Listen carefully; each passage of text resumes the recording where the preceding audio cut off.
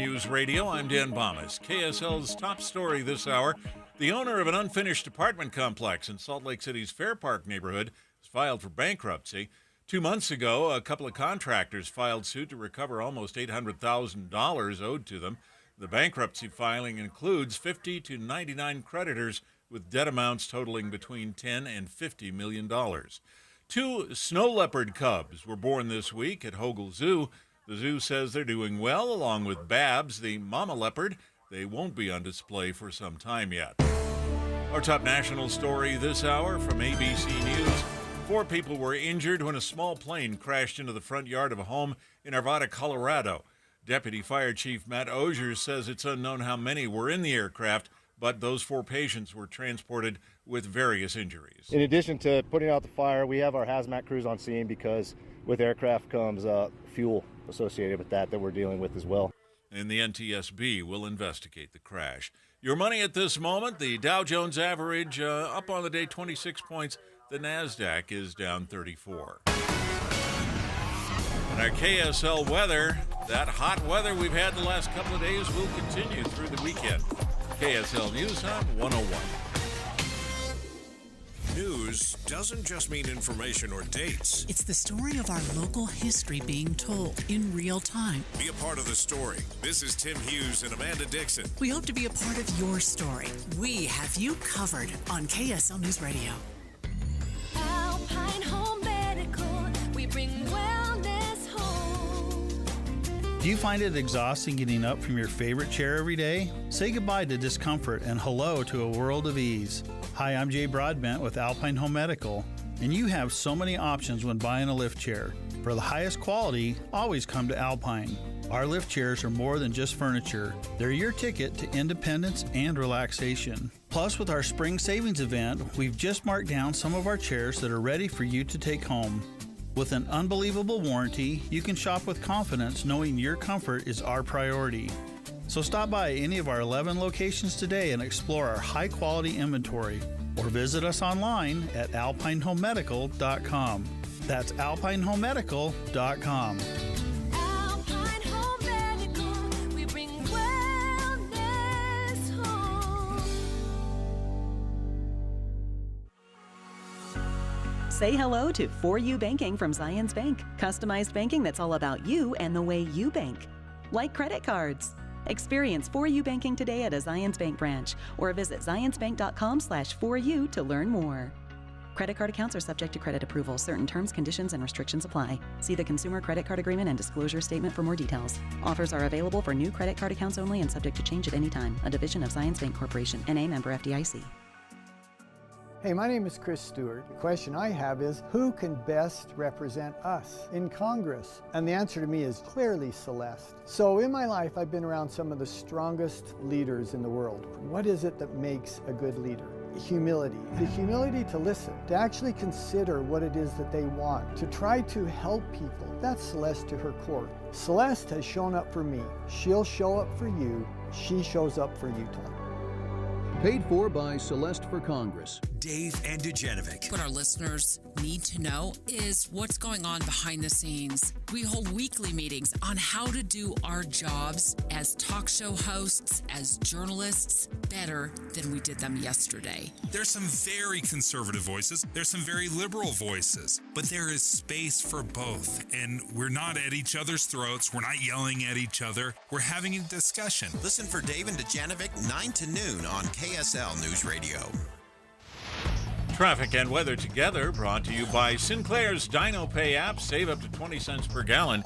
Here's Ricky Meese. We do have a good drive on the Valley freeways, but in Morgan County, we also have crews on the scene of a injury accident northbound on Trappers Loop, 4 miles north of the I-84 junction, and a report of an accident in West Jordan, 7800 South F40th West in the cleanup stages. With IFA's spring and summer lawn food, you'll grow healthy turf that stays green all summer long. It's the ultimate lawn owner power move. Ricky Meese in the KSL Traffic Center. Hot again today with a high of 93 and a chance for thunderstorms, and it stays hot through the weekend. Cools off a little bit on Monday. And right now we're at 91 degrees with mostly sunny skies. I'm Dan Bomas from the KSL Common Spirit Health Studios. Listen online at kslnewsradio.com. We're Utah's news, traffic, and weather station. Inside Sources. Inside Sources. America's voice of reason. Boyd Matheson on Utah's home for elevated conversation. Inside Sources on KSL News Radio.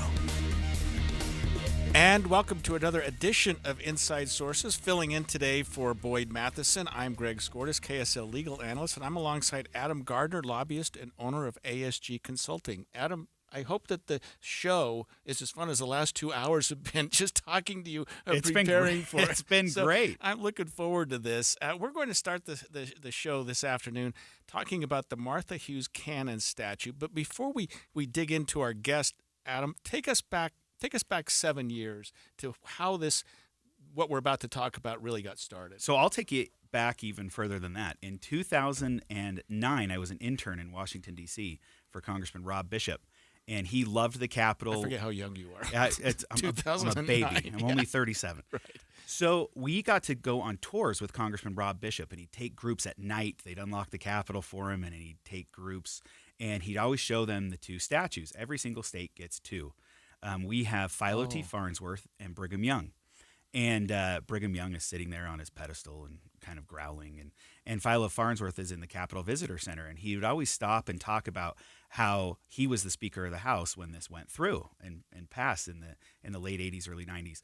And he also said that he would have preferred John M. Browning, our big Second Amendment resident, and or Martha Hughes Cannon. I did not know who Martha Hughes Cannon was. Yeah. And she was the very first female state senator ever elected in the United States. She ran with, I think, 10 people on the ballot. Her husband was one of them. She beat her husband. And she just has this really amazing story. And I got elected to the State House of Representatives in 2016. So 2017, the session has just ended or about to end.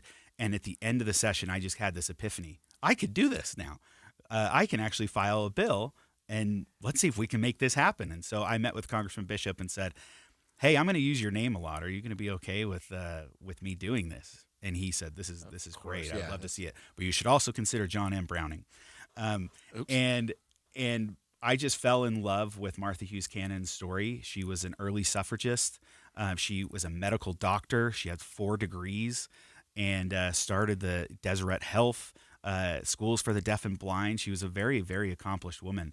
And so I wanted to tell her story. I filed the bill. There were a few articles on it, and so it got a little bit of traction. And then I won a race in a Salt Lake County office, and so I was leaving. I was out. And so my bill was just sitting there. You were leaving the legislature. I was leaving the legislature treasurer to become the recorder. Right. It's okay. Nobody knows what that job does. And so I was leaving for that job, and Senator Todd Weiler from Bountiful and Representative Becky Edwards both called me and said, we want this bill. And so I was really glad that they took up that cause. And Lieutenant Governor Deidre Henderson was amazing in whipping votes and telling the story of Martha Hughes Cannon. And we got it passed in 7 years, long years what's later. Been the delay? So there's been a lot of delays, and I'm really excited that we have Erin Wynn, who's the executive director of the Martha Hughes Cannon Oversight. This is the longest committee name, Oversight Committee, and she really did a lot of the grunt work on this and stuff that we could not get done by ourselves. She took up the cause. Let's talk to Erin. Erin, thank you for joining us this afternoon. Thank you for having me. So bring us up to the future. I think Adam kind of laid a little bit of foundation for you. Hopefully he was accurate in your estimation. Tell us where we are today. Well, I mean, technically Adam is still one of my bosses since he's on that committee, even though this is the longest unpaid gig ever. So whatever he said, absolutely. I'm behind that. Good answer. So we were on track. I have been with this project since I followed it through the whole creation, and then I got brought on officially at the end of 2018, beginning of 2019 is kind of when I joined. And the goal for us, as stated, was to try and make it in time for an August 2020 unveiling. And we were on track. We were ready. We went through, I have learned more about the evolution and the ways that bronze sculptures are made and what has changed and what has not changed, in the thousands of years that humanity has been producing incredible art. And we have been really able to work with some incredible people, including our artist, Ben Hammond, who was selected to create the sculpture of Dr. Cannon. And we went through the process and we were getting so close. We were ready to go. And then in March 2020, the session ended and the world shut down. And we were sitting there and I was like, well, I have already, Pandora does not go back in this box. We are already underway for this, 550-pound, 7'6" bronze statue. And now we got to figure out what to do with it. So where is the bronze statue today? So as of right now, she is on a CR England truck somewhere between here and Washington, D.C. Okay, so she's been dispatched from. Was she on display at the state capitol at any time? Yes. So that's what we ended up doing. Is we were very lucky to work with the Capitol Preservation, who handles our state capitol and their collections, and we were able to, during COVID, host a really small installation ceremony where we basically just put her in a corner of the state capitol outside the Supreme Court chambers, and we're able to put up some information about her. And she stayed there since 2020, just kind of as part of the docent tours and as part of the field trips that are up there. And, it wasn't awesome. We would have loved to keep our original date, but it did give Utahns the incredible ability to connect with her in a way that they may not have in DC. So she's been there, and until Wednesday, so 2 days ago, she was put on a truck. She was brought out of the Capitol, put on a truck, and we did a farewell ceremony, and she's en route to D.C. finally. And this party was a lot bigger than the informal COVID one. Yes, our COVID one was very socially distanced and very less than 30 people small. And then this one, we were lucky enough to work with some incredible partners, Better Days, it used to be Better Days 2020. And the state of Utah, we were lucky enough to be able to work with them to host a going away ceremony and festival that had 500 people there that were ready to do a send-off. We had the, incredible American Folk Marching Band there to play her away, and CR England drove her around, off of the front steps of the Capitol. And I would like to say away she went, but actually what happened is I very anxiously went over to the side where they load the buses, and we watched her get taken off of that truck and put in a very secure box truck so that she could be taken to a second location and crated. I know there was some there was some ideas running around that we would just keep her open on the truck and then have a plastic or a very hard plastic covering her that was clear that everyone could see, kind of like a Pope mobile. And I'm kind of glad that went away. And she's very secure. Nobody like knows. National Lampoon's Summer Vacation. Grandma on the roof of the car. No, don't do that. Don't do that. Exactly.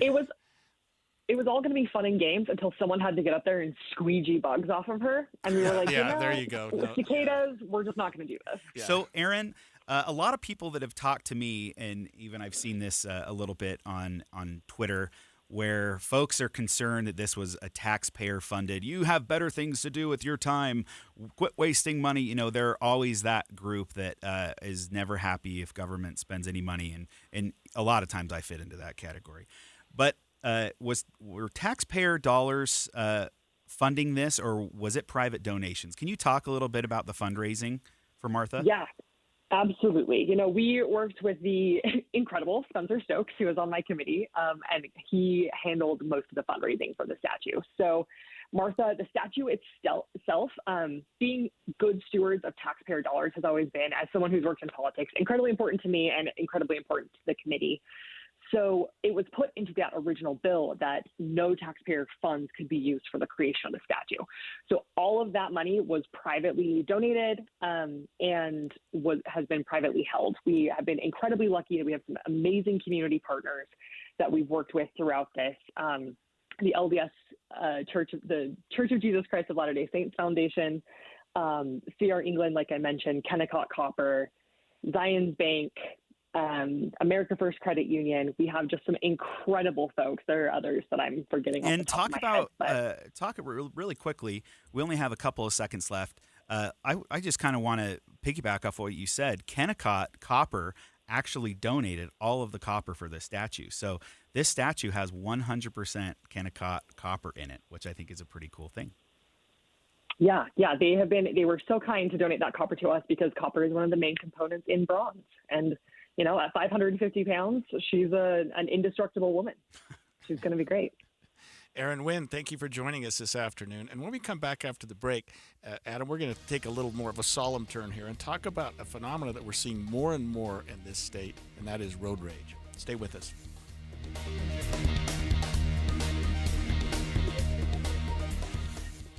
And suddenly, we watch temperatures start their climb. It's summer. Better chances for 90-degree days. Get a reliable KSL forecast and the latest road and construction delays. With traffic and weather together every 10 minutes on the 9s. Mornings and afternoons, we have you covered on KSL News Radio. You've been working so hard to keep your lawn and garden looking good. Maybe it's time to make your home look incredible with new window frames and double-pane glass from Advanced Window Products. If you can imagine it, they can create it at their factory in Salt Lake City. Any style, any color, security enhancements to keep your family safe. All this and factory direct pricing. You're buying local and paying less. So seal up your home and reap the energy savings with Advanced Window Products, where they've been creating windows for 38 years. No subcontractors, they're not resellers.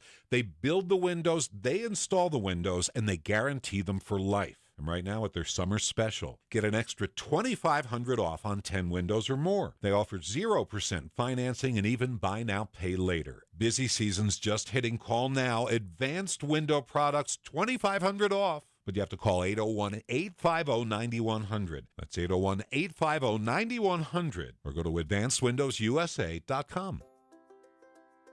My wife and I always loved doing everything together. Jiu-jitsu, kayaking, and intimacy was always on point. It was around my early 30s when I noticed a downward trend. Watching a lot of TV, putting on weight, and just full of self-doubt. I had tried another men's clinic with disappointing results. It's the personalized treatment I receive at Revive Men's Health that has been the complete game changer for me. I've got my energy and motivation back, I'm feeling stronger than I did in my 20s, and it made me a much better husband to my wife. I'm Eric Ramos, healthcare provider at Revive Men's Health. If you are always feeling tired or moody, have a difficult time sleeping, or decreased libido, you may be suffering from low testosterone.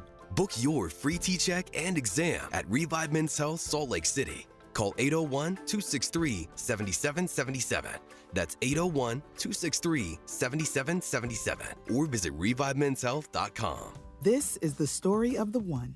As head of maintenance at a concert hall, he knows the show must always go on. That's why he works behind the scenes, ensuring every light is working, the HVAC is humming, and his facility shines. With Grainger's supplies and solutions for every challenge he faces, plus 24/7 customer support, his venue never misses a beat. Call quickgrainger.com or just stop by. Grainger, for the ones who get it done. Thanks for calling Discover. This is Gabby. Hey, Gabby. It's Jennifer Coolidge. Hi. I'm so glad I reached you at 2 a.m. Oh, of course. Anyone with a Discover card can call and talk to a real person 24/7. Now, how can I help? Yeah, I used my Discover card to buy these yellow pleather pajamas, and I'm just not sure I'm pulling them off. 24/7 U.S.-based customer service. It pays to Discover. Limitations apply. Learn more at discover.com/creditcard. Derek Overstreet, founder of the New Millennium Group. We're a financial planning firm. Listen, we're fiduciaries. We have advisors standing by right now to take your call. That's 888-999-6370. 888-999-6370. The reason you're going to want to call is we're going to help you retire 3 to 5 years before you thought possible. Now, imagine how that would be if you could actually retire 3 to 5 years sooner than your plan was. The way we do this is by putting together a step-by-step plan, taking into consideration any rental properties that you have, any pension income that you have, your Social Security. Listen, we put that all together for you in writing. It will allow us to build your income based on inflation. You know, inflation has been rapidly rising. You and I both need a plan plan that whatever we start out our income at, in 5 or 10 years, we're going to need 40% more income. So if you're one of those people listening and you'd like a plan in writing, give us a call at 888-999-6370. That's 888-999-6370, or go to utahsfinancialplanner.com. Any Hour Services can make sure your AC keeps you cool this summer. Whether you need a tune-up, repair, or just a second opinion about replacing it, call Any Hour Services or visit anyhourservices.com. With the three things you need to know this hour, I'm Dan Bomas. First, the owner of an unfinished apartment complex in Salt Lake City has filed for bankruptcy. Second, 2 snow leopard kittens have just been born at Ogle Zoo. And third, 4 people were injured in a fiery plane crash in the front yard of a home in Arvada, Colorado. 90 degrees, partly cloudy in Salt Lake City. And back to Inside Sources on KSL News Radio. Hear elevated conversation on crucial issues. Boyd Matheson on Inside Sources. Welcome back, everybody, to Inside Sources with Boyd Matheson. I'm Adam Gardner here with KSL legal analyst Greg Skordas. We're filling in. Greg, great to be with you. It's good to be with you this afternoon. It's a fun show so far. We had a really great segment talking about Martha Hughes Cannon and a lot of levity. And we're kind of taking a little darker turn. Right. But I don't know if it's just me, but I feel like we're seeing incidents of road rage leading to actually serious injury or death a lot more than we have in the past. And actually, Adam, I read a statistic, and I don't remember the exact timing of it, but it was something like over the last 10 years, road rage incidents have risen by something like 500%. And so you're right. Your instincts are exactly right. We're seeing much more of this. And, I take a pretty good commute every day. I live up in the Ogden Valley. It's about 45 miles. There's hardly a day that goes by when you don't have at least a little bit of an uncomfortable situation with another driver. And, what do you do? Right. We're actually really lucky that we kind of have an in-house expert on this, Lois Collins, who's a special projects and family issues reporter at Deseret News, including health, parenting, and family policy. Lois, thanks so much for joining. It's a pleasure. Thank you. You recently wrote a column that I found fantastic, and it really adds a lot of insights to what we're talking here. And it was titled, "We All Get Mad Sometimes, but Road Rage Destroys Lives." What prompted you to write this column? Well, road rage, for one thing. Sure. I'm more short-tempered myself on the road these days. I don't know why, but I am. So I have to keep myself in check. But early this week, one of my coworkers was walking toward me, and she just looked off. There was just something wrong. And I asked her, "Are you okay?" And she said, "My brother-in-law was just killed in a road rage incident." And that brings it home because we kind of tend to think that the really bad part of road rage happens so far away from us that it will never touch our lives. It won't touch anyone we care about, but it does. And that's what prompted me to think about how it impacts families. Yeah, and Lois, we were talking about a couple of road rage incidents that happened just this weekend. I know which one you're talking about. I think it's the one that occurred in Utah County in Lehigh. And in all of these instances, or in each of these instances, you're right. The person, really, maybe both parties, are the person next door. I mean, the person you could be driving next to, or the person you could be driving with. I mean, it just happens to people that you don't expect this to be involved with. Correct? That's true, and I think that's one of the reasons.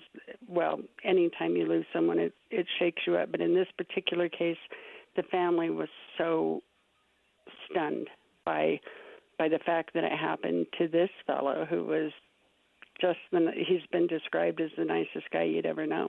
And he was in an altercation, and I wasn't there. The only witnesses to what actually happened were 2 little boys, his little boys.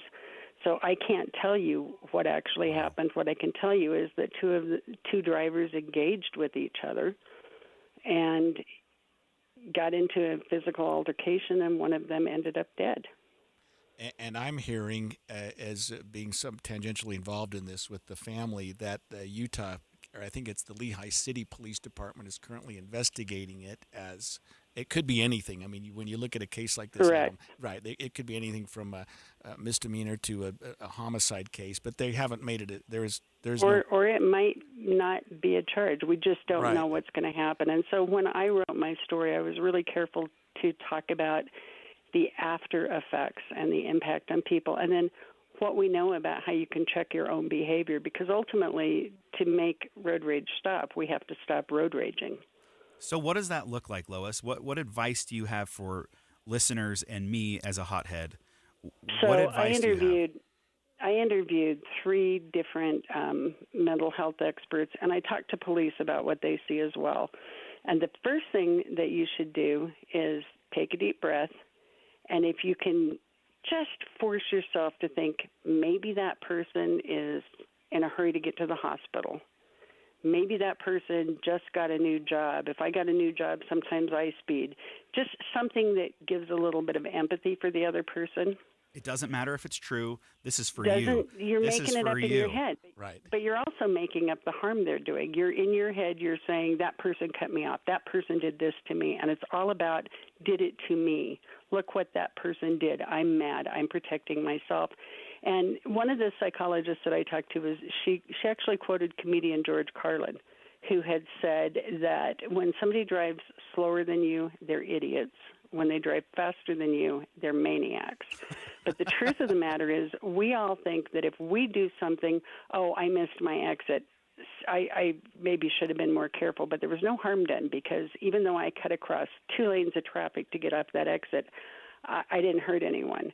But if somebody cuts across 2 lanes of traffic in front of you, it feels like they're doing it to you. They're endangering you. So if you can depersonalize it a little bit and not take it as personal harm, that helps. If you can practice charity, if you can drive with gratitude. This one I would not have thought of, because That's I'm an afraid interesting I'm not phrase. Drive with Yeah, gratitude. I'm not a very grateful driver. Sometimes I'm not a very grateful person. So the idea behind drive with gratitude is when somebody lets you in. So we all get furious when nobody lets us in, right? When you're getting off the on-ramp and you can't get into traffic and you practically have to drive on the shoulder, we're not happy. But when people pull back and let you in, give them a little wave, Acknowledge it somehow. Maybe they won't even see it, but it makes you feel better. It makes you grateful for the little good things that happen, which makes it a little bit easier to write out the irritating things that happen. The thing with road rage is that sometimes the situation that enrages you is dangerous, but sometimes it's just not even that big a deal. You wouldn't think about it when somebody said, "What happened to you today?" You wouldn't say, somebody hit their brakes when I came up behind them. You wouldn't say somebody changed lanes without signaling. So keep it in perspective and drive with charity and a certain degree of calm. Lois, was the message from law enforcement at all different than what you're describing for mental health workers? And I guess I'm asking, if a person is involved in a road rage incident, and they're on the road and things are uncomfortable, can you call the police? That's definitely a different thing. So if you're in a situation, now we're talking about how you react to road rage. That's what I've been talking about. But you can't control how other people react to road rage. So you don't deliberately engage someone, but if they keep engaging you, then you should call police and you should try to get away from the situation. If it's in a safe way, you should make the call in a safe way, and you should take some sort of evasive action in a safe way. If that means getting off the road, then go ahead and get off the road. Pull into a public place. Go to a police department if you're close to one and you feel threatened. Otherwise, go somewhere like, a grocery store, supermarket, and park between cars where it's hard to get to you and it takes some effort. But there are things that you can do. Don't get out of your car. Wait for the police to come if this person is still right there in front of you or dogging you. So the other thing to bear in mind is that the Utah legislature is taking road rage pretty seriously. And there's no, quote, road rage violation where you can say, oh, it was road rage, here's a ticket. But you can get violated for the behaviors that are road rage. And if you get a violation for the behavior and it is charged as road rage, it can go up. If I believe it's a Class B misdemeanor is the baseline for that, then it becomes a higher class, and it can even go up into a felony class. And of course, if you hurt someone, then it's a whole different situation altogether. If you physically hurt someone, or heaven forbid you kill someone, then you're going to be charged for that offense, not for a traffic violation.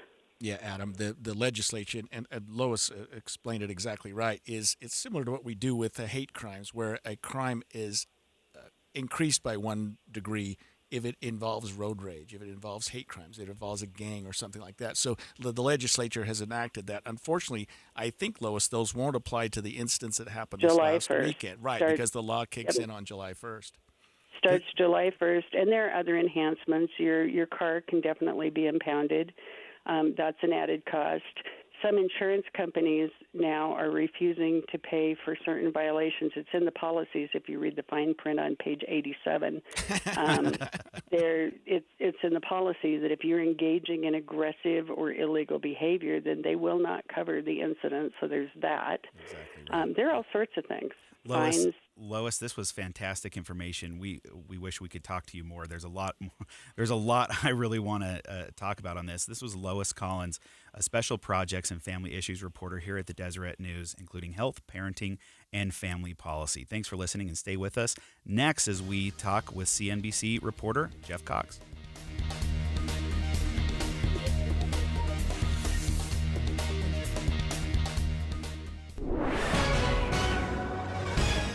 It's 1:31 at KSL News Radio. I'm Dan Bomas.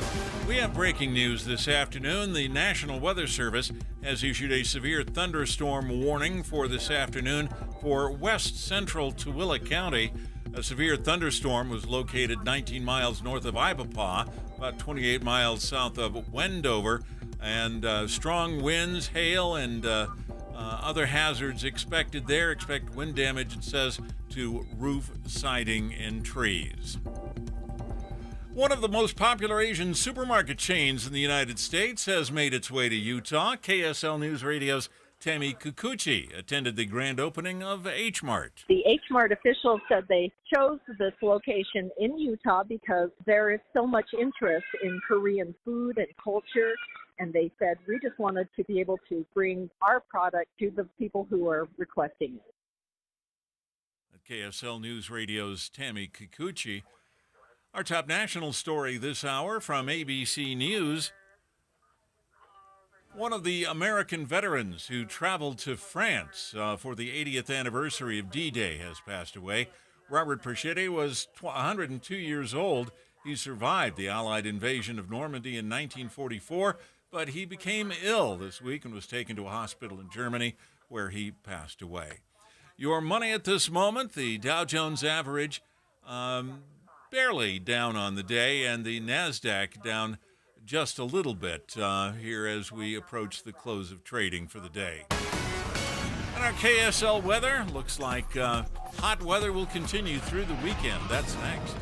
KSL News Time, 1:32.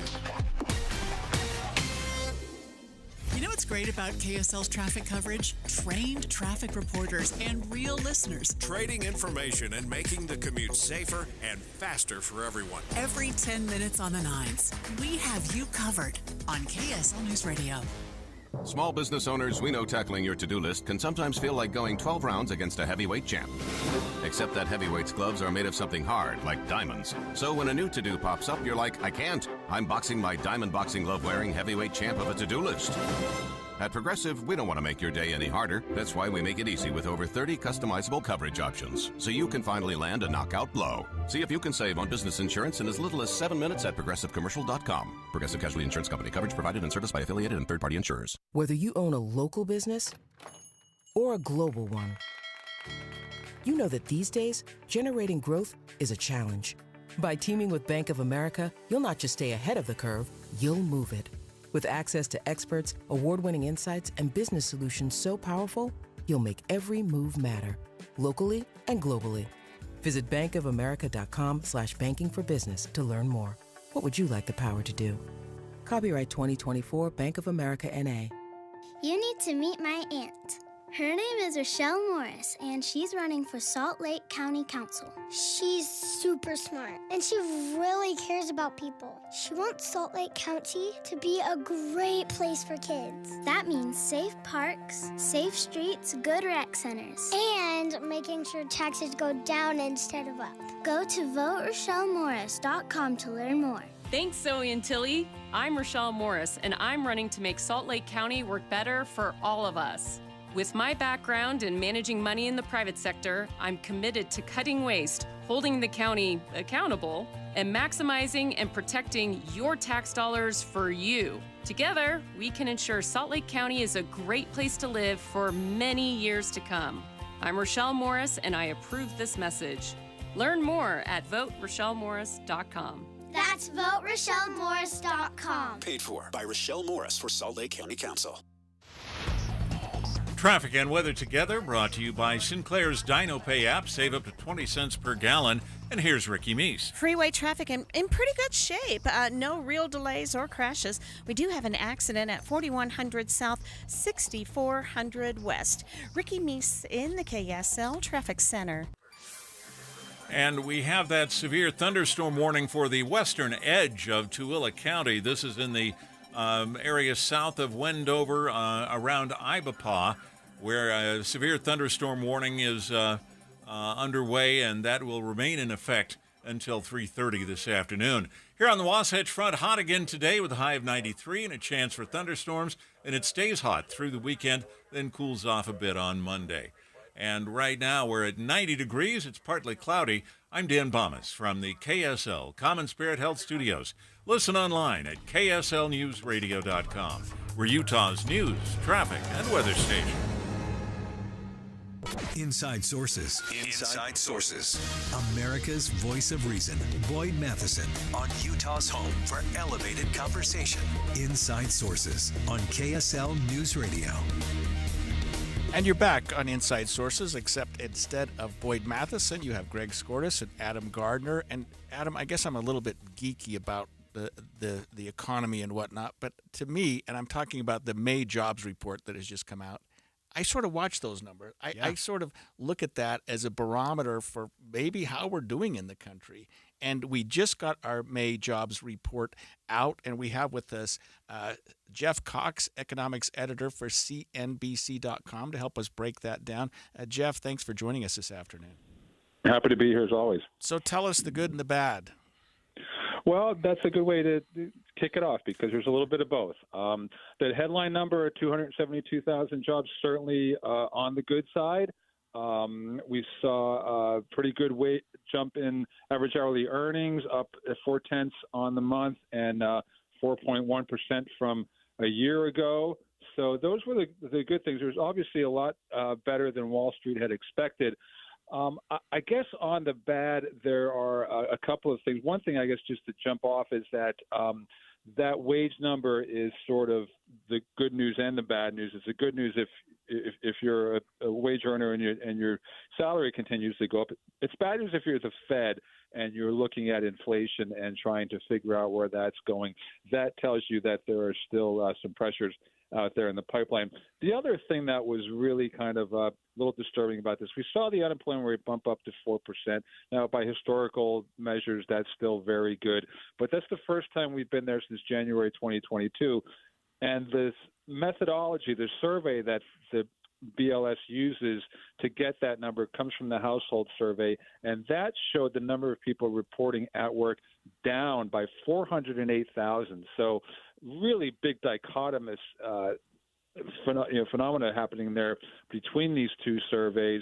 Also, a continued trend towards part-time employment rather than full-time employment. We saw part-time jobs jump by 286,000, and full-time workers declined by 625,000. So, broad strokes, a good employment picture, but underlying some areas of potential concern. Well, so that brings up a question here.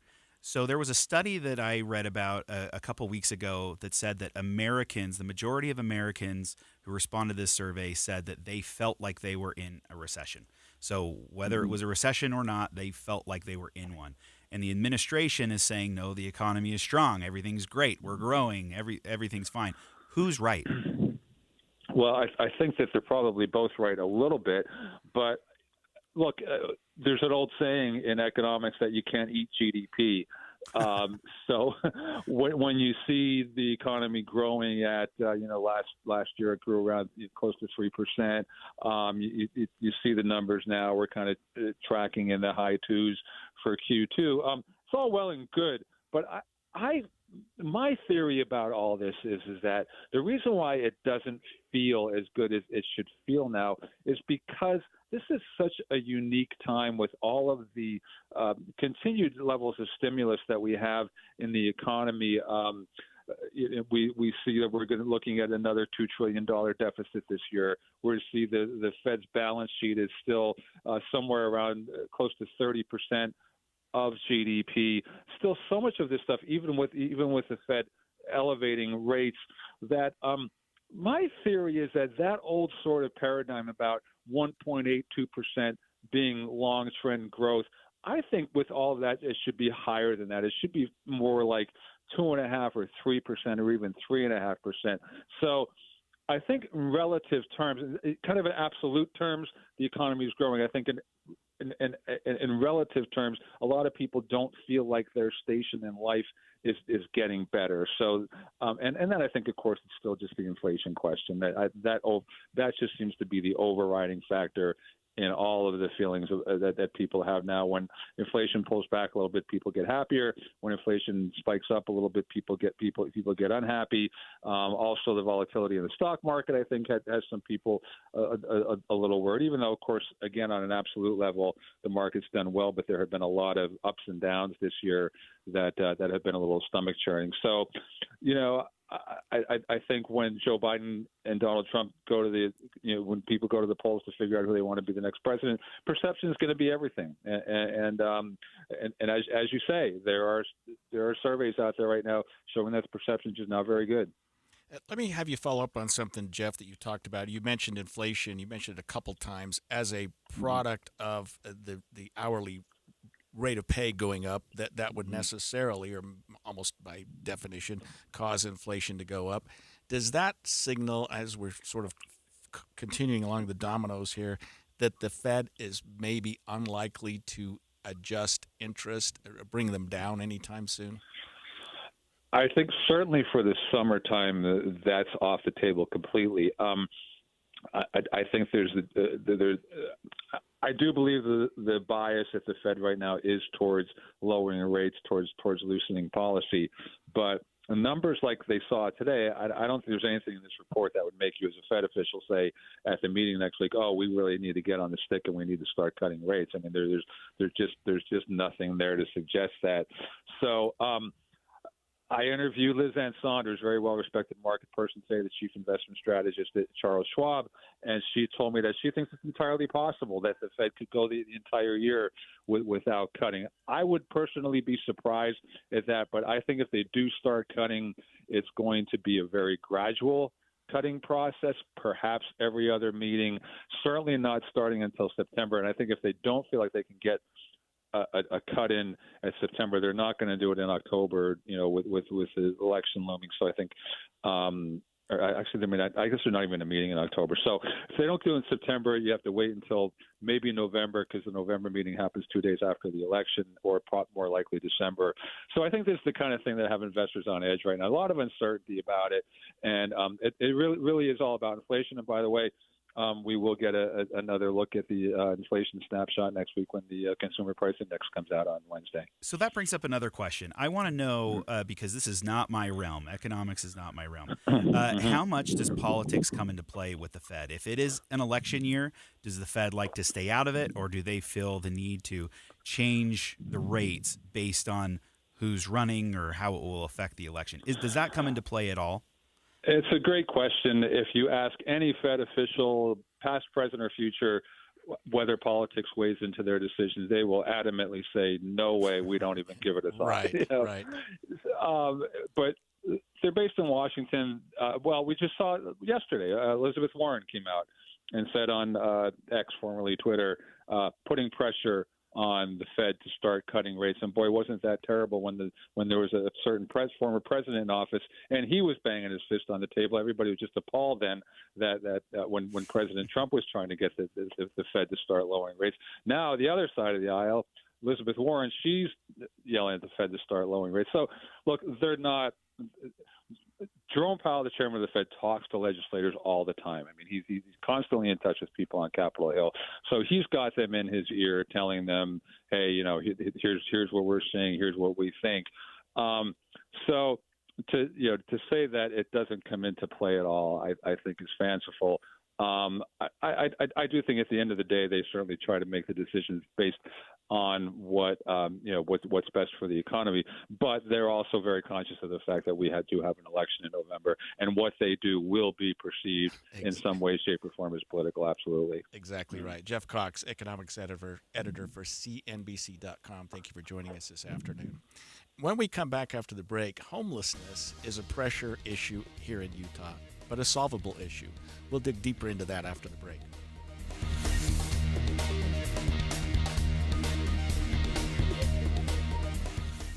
My friends at Dave's Bernina in St. George and Provo are having a big spring sale, so you can get her the sewing machine that she dreams of. Featuring for a limited time, 2.99% finance offer for 60 months on certain machines. And did you know that magic is coming? The top-of-the-line, all-new Bernina 990. Come in for exciting special pre-order offers. Hurry in for amazing bargains on trade-ins, classroom, and demo machines that come with warranties. Many models on display, from Burnett to Bernina 435, 735, and 475 Cape machines. Even the Bernina 790 Pro, while they last. And this week only, discounts on Bernina accessories and hoops. Whether it's for mom, sister, daughter, or the new graduate, the perfect gift for her is at Dave's Bernina. This is the savings event for you. Dave's Bernina, 691 East St. George Boulevard and 2017 North 550 West in Provo.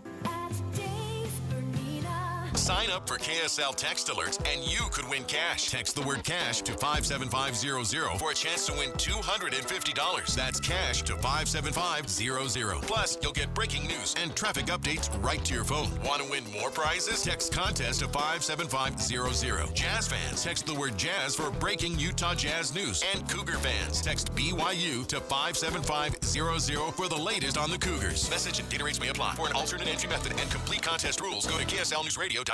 The best things in life, they come in twos. 2 scoops of ice cream, 2 tacos. And now for a limited time, get our best deal of the year. Buy any phone when you switch to Consumer Cellular and get 2 months of service free. That's right, the same fast, reliable nationwide coverage as Big Wireless, now with 2 months free. Proof the best things in life really do come in twos. Visit ConsumerCellular.com or call 1-888-FREEDOM. Second and third month of monthly base service fee waived for new customers with the purchase of a phone and activation by July 31st, 2024. Taxes, fees, and third-party charges will apply. See website for additional details. Pro Paint Days are back at Lowe's. Save $40 on select 5-gallon HGTV Home by Sherwin-Williams paint, like Weather Shield, Showcase, or ceiling paint. Plus, save $10 on drywall PVA primer and get free same-day delivery to the job site when you order by 2 p.m. Lowe's knows paint. Lowe's knows pros. Offers valid through 6/14. Delivery by 8 p.m. Subject to driver availability. Additional terms apply. See Lowe's.com/same-day delivery for details. A fiduciary has the regulatory obligation to put your best interest first. Trajan Wealth is a financial fiduciary for your investments. With Trajan Wealth, the more you make, the more we make. Our interests are aligned. Most other financial advisors are brokers held to a lesser standard and are paid an upfront commission to sell you something. Call Trajan Wealth 801-899-7600. That's 801-899-7600. Advisory services offered through Trajan Wealth LLC, an SEC registered investment advisor. Victor deployed for the first time to Afghanistan in 2003. At 4 in the morning, my phone rang. They said, "I regret to inform you that your husband was wounded in action." Victor sustained a moderate traumatic brain injury. I was doing school full-time, and I was also then caring for Victor. One of the most important elements of caregiving is taking care of yourself. I just didn't want to forget that I also had goals and that I also had a life. What I did is I challenged Victor to meet me halfway. There are almost 6 million military and veteran caregivers across the nation. We have our own journey, and we can fulfill that journey at the same time that we are helping our loved one.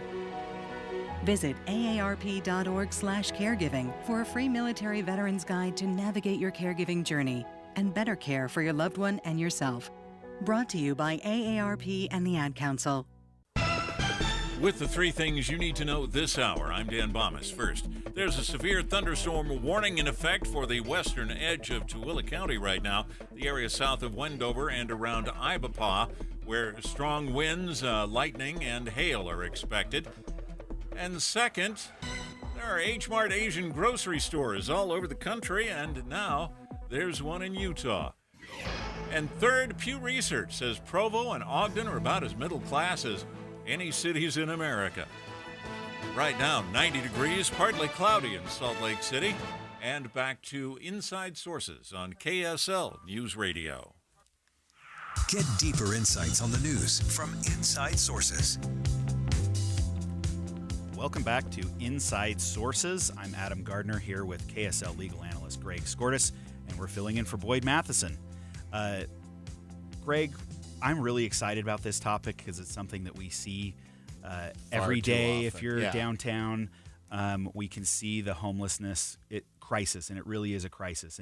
And there are like nothing we've ever seen before. Ever. I mean, really, the last 5 years are so much different than the previous 20 years in terms of the exposure of the homelessness and being exposed to it in ways that we hadn't been in the past. And I live in the suburbs. You live in the Ogden Valley. You don't probably see it as much in the Ogden Valley. My office is right here. Your office is downtown. My office is downtown. Yep. And it's something you see on the regular. And a lot of times people are down on their luck, homeless for a little bit until they can get back on their feet. A lot of times it's drugs, an addiction, or mental health issues. Yep. And that's what seems to be the scariest thing for me is if I meet a client or go downtown on Main Street for lunch, and I have on probably the majority of occasions been accosted by someone experiencing a mental health crisis and yelling and shouting to no one or threatening. Right. It makes me worried, like for my wife to come meet me downtown right. For lunch, and that's not a good position for a city to be in, or our state to be in, and it really is a state problem. And the legislature, I have to give a ton of credit to the legislature, because for the last few years, and before that, but the last few years that I've really seen, the legislature has stepped up in a big way to try and get all of the stakeholders, the parties together to solve this crisis. And one of those people who I would venture to say is probably the up-and-comer in the legislature. I'm knocking on wood, Representative Clancy. But Representative Clancy, he serves as a legislator in House District 60, and he represents the neighborhoods in North and East Provo. But he's also a police officer, and he's a young guy. He's a millennial like me, and I think that's advantageous because he gets to see this problem from a very different angle that a lot of folks up on the Hill haven't seen. Representative Clancy, thanks so much for being with us. It's my pleasure, Adam. Thanks for having me. So, give us an update. What are the types of things that the governor's office and the legislature are working on right now with the homeless crisis? Well, thanks for that lead in, and you're exactly right. I mean, the crisis is urgent for all of us, but I would actually say no more than the individuals who are on the street. Those are the ones who are suffering the most, and I'm sure we'll get into that. But I'll tell you, we passed HB 298 last year, earlier this year, and so we're in the implementation phase. I think one of the biggest movements that we've done is, how do you define homelessness? What does homeless mean? Because you're also describing a mother fleeing domestic violence with her two children, while also talking about an individual with an untreated mental health crisis who's sleeping on the street. And so with HB 298, we said no thanks to the federal definition, and we're creating our own data sets that we think we're going to be able to more effectively address the issue. Representative Clancy, this is like deja vu. I think you and I were talking last night about the criminal justice system, and I recall you saying you hope that you could get me out of work someday by clearing up the crime problem, and I appreciate that was tongue in cheek. You seem like you're up to your ears in everything these days. Talk to us about the partnership that you almost have to have with local municipalities, and I'm thinking mostly about Salt Lake City and Salt Lake County. Last year, we had a mayoral race in Salt Lake City, and it seemed like homelessness was one of the top issues. You've got to be able to communicate with them too, and how's that interplay going? Well, that's a great question, and the first thing I would say is that mental health, addiction, criminal justice, housing, all of those things are interconnected. And so, unfortunately, if you dip your toe in one, you're going to be in all the others. So, but it's an important issue. It's absolutely imperative that we have good working relationships from myself on a state level, working with municipal, county, as well as federal partners to identify which different areas are unique responsibilities. One of the things that we did with House Bill 298 was we took a 29-person council and whittled it down to an 11-person board, which we think is going to be much more effective in being that one-stop shop for local leaders to be able to pick up the phone and say, hey, what's going on in this city, or what's going on with the state funding, and be able to have a more nimble governance structure. Well, so you mentioned the state funding aspect, and that brought up a question where we have nonprofits, we have government, we have a lot of different entities running homeless shelters. What's the coordination like? But also, if I wanted to start a homeless shelter, and Adam Gardner Homeless Services, and I create a nonprofit and I apply for state funding, is there any type of like licensure required? What metrics do I have to meet? How does that work? Well, I think for a long time we've thought about homeless services as really just a feel-good project. When we're seeing the scale, as you and Greg mentioned, the scale and the urgency of the challenge on our streets, I think we need to take a different approach. I think we need to create an operating licenses for shelters. In House Bill 298, we created a measure called Functional Zero. This is the big idea that we ought to measure our success by how many people successfully flow through our system rather than by how much we donate or how big our fund gets. So I think by creating operating licenses, we can actually hold providers accountable while also being good stewards of taxpayer resources. Representative Clancy, let me ask you this. We talked, I think it was about a month ago on this show, a couple of us, about a Supreme Court decision that was going on in relation to a city in Oregon and Boise, Idaho, regarding the criminalization of homelessness and the fact that that's sort of unconstitutional. Do you partner with Salt Lake Police or just any law enforcement agency? I know you're in law enforcement yourself, about how to handle. And is this part of your legislation that we're going to maybe give police other resources other than just hooking people up when we're dealing with the homeless population? Absolutely. And the two cases that you're referencing, the first is Martin versus Boise, which was a circuit decision.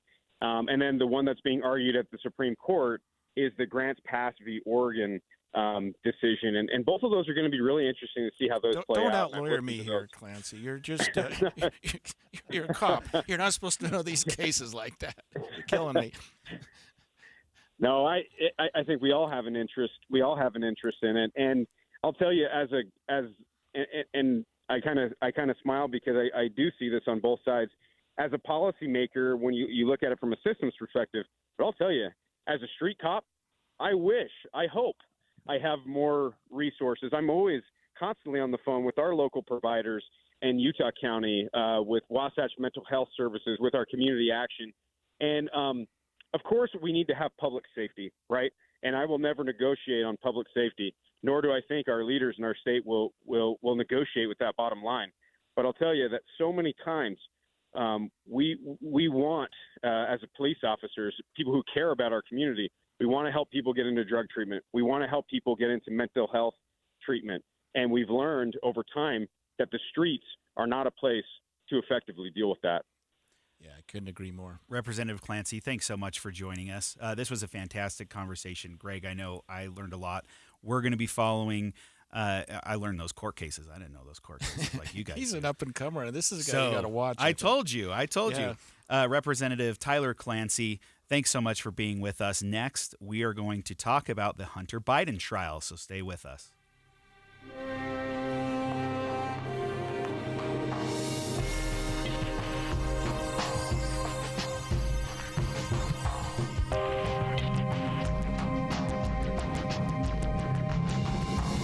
KSL FM Midvale. KSL Salt Lake City. From the KSL Common Spirit Health Studios, this is KSL News Radio. Utah's news, traffic, and weather station. It's 2 o'clock at KSL News Radio. I'm Dan Bomas. KSL's top story this hour. We have breaking news. The National Weather Service has issued a severe thunderstorm warning for the western and central parts of Tooele County. And that will remain in effect until 3:30 this afternoon. This is in the area south of Wendover, in the area of Ibapaw. And strong gusty winds, lightning, and hail could accompany the storms this afternoon. Over half of Americans place themselves in the middle class. 2 of Utah's cities rank in the nation's top 10 for middle-class population. It's Provo and Ogden that you'll find on the Pew Research Report, naming the top 10 metro areas most densely populated by the middle class.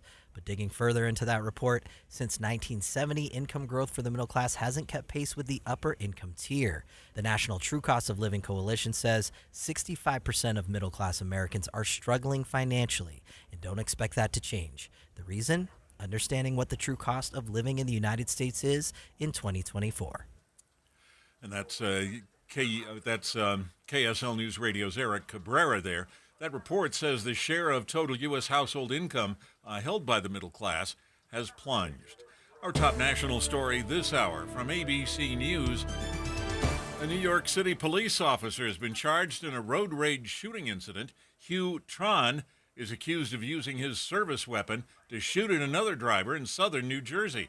That incident ended with one person wounded and a multi-vehicle crash. Tron has been suspended without pay. Your money at this moment, the Dow Jones average down now 87 points on the day, and the NASDAQ is down 39. And our KSL weather, of course, we have that storm warning in Tooele County. Here, it's just hot. That's next. KSL News Time, 2:01. We hope you have the right app on your phone for news. You probably have dozens. But the KSL News Radio app, well, it makes our live stream super easy. Plus, our talk shows are right there as podcast for your workday. That's the app for KSL News Radio. Spencer Cox. Time magazine said he was not afraid to be woke. Spencer Cox was caught on video telling students his pronouns. Should he be talking this way to our children? Cox vetoed a ban on boys and girls sports in the state of Utah. Spencer Cox, too woke to protect our children. Learn more at removecox.com. Removecox.com. Paid for by Remove Cox. This advertisement is not authorized by any candidate or candidates committee. Ooma. What was that? That is business phone bliss with the Ooma Cloud Phone System. It handles all our voice, video, and messaging needs. You sound very... Calm? I am. Ooma has everything I need to run my business more efficiently, like virtual receptionist, call routing, and video conferencing. And it starts at just $19.95 per month per user, plus taxes and fees. Ooma. Nice. Find your business calm at ooma.com/radio. Derek Overstreet, founder of the New Millennium Group. We're a financial planning firm. Listen, we're fiduciaries. We have advisors standing by right now to take your call. That's 888-999-6370. 888-999-6370. The reason you're going to want to call is we're going to help you retire 3 to 5 years before you thought possible. Now, imagine how that would be if you could actually retire 3 to 5 years sooner than your plan was. The way we do this is by putting together a step-by-step plan, taking into consideration any rental properties that you have, any pension income that you have, your Social Security. Listen, we put that all together for you in writing. It will allow us to build your income based on inflation. You know, inflation has been rapidly rising. You and I both need a plan that whatever we start out our income at, in 5 or 10 years, we're going to need 40% more income. So if you're one of those people listening and you'd like a plan in writing, give us a call at 888-999-6370. That's 888-999-6370, or go to utahsfinancialplanner.com. Traffic and weather together now, brought to you by Sinclair's DinoPay app. Save up to 20 cents per gallon. And here's Ricky Meeks. Right now, we're getting reports of debris in the road northbound I-15 prior to 7200 South. It may be concrete. We're trying to get some confirmations on some of this information, but UHP is planning to do a slowdown in the area. And then we have several vehicles over to the right shoulder in what looks to be a new crash. This is in Sandy at the top of the on-ramp to northbound I-15 at 106 South on the right. UDOT construction alert. Plan ahead as the eastbound I-215 off-ramp at State Street in Murray will be closed this weekend as crews repave the ramp. Follow detour signs to access Fashion Place Mall. Ricky Meese in the KSL Traffic Center.